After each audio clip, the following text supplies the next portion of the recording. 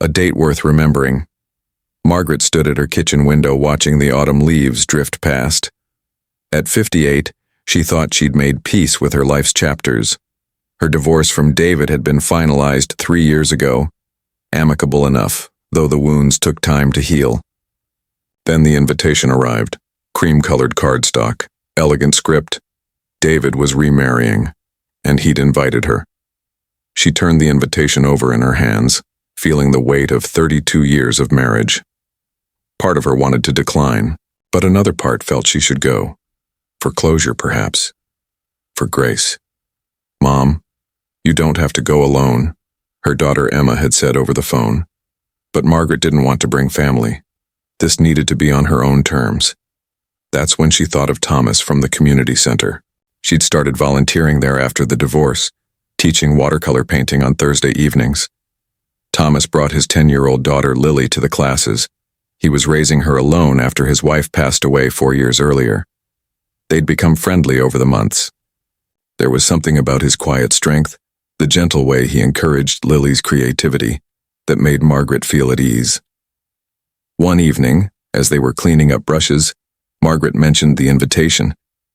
The words came out before she could stop them. Thomas listened without judgment. He didn't offer platitudes or advice, he simply said, "That takes real courage." Then, with a warm smile, he added, "If you'd like some company, just as friends, I'd be honored to go with you. Sometimes these things are easier when you're not alone." Margaret felt unexpected tears. "I'd like that very much." The wedding day arrived with October sunshine. Thomas picked her up in his old station wagon, wearing a neat gray suit. He'd brought her a small corsage, nothing fancy, just white roses from his garden. "You look lovely," he said simply, and she believed him.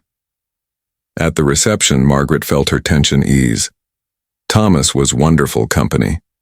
He made small talk with other guests, brought her water when she needed it, and seemed to understand when she needed quiet moments. She watched David and his new bride Caroline dance. The ache wasn't as sharp as she'd expected.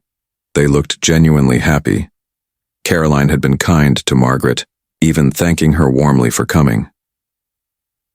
During dinner, Thomas shared stories about Lily, her love of astronomy, how she still talked to the stars about her mother, how she'd started smiling again in Margaret's painting class.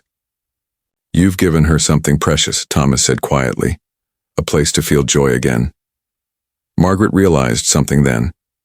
This man had shown up for her today without hesitation. But she'd been showing up for him and Lily too, every Thursday evening, creating a space where healing could happen through art and gentle encouragement. As the reception wound down, Caroline approached their table. She took Margaret's hand, her eyes sincere.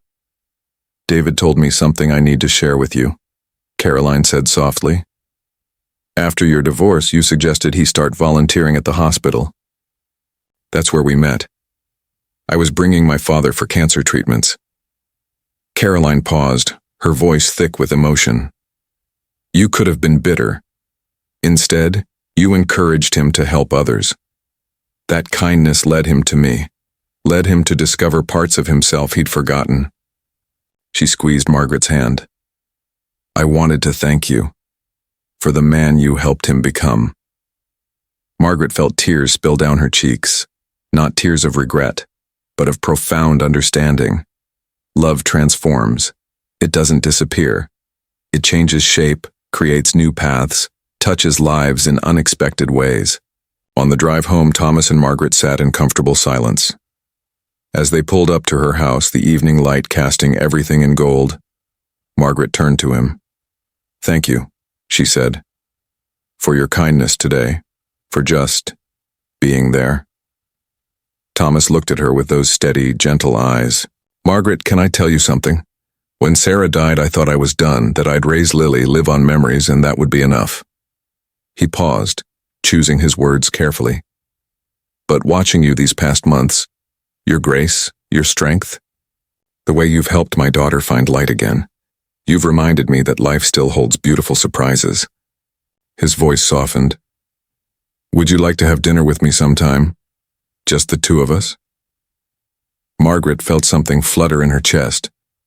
Not the wild passion of youth, but something warmer, steadier. The promise of companionship, of understanding, of a new chapter she hadn't dared to imagine. "I'd like that very much," she said, her smile genuine and hopeful. As she walked to her door, Margaret turned back. Thomas waited in the driveway, making sure she got inside safely. She waved. He waved back. Standing in her doorway, Margaret understood something profound. Sometimes the greatest acts of kindness, showing up for someone, encouraging growth, creating space for healing, ripple outward in ways we never see. Her kindness to David had led him to Caroline. Thomas's kindness to her had opened a door she thought was closed forever. And sometimes when we show up for others with open hearts, we find that life has been quietly preparing something beautiful for us too. The autumn evening wrapped around her like a gentle embrace, and for the first time in years, Margaret felt truly ready for whatever came next.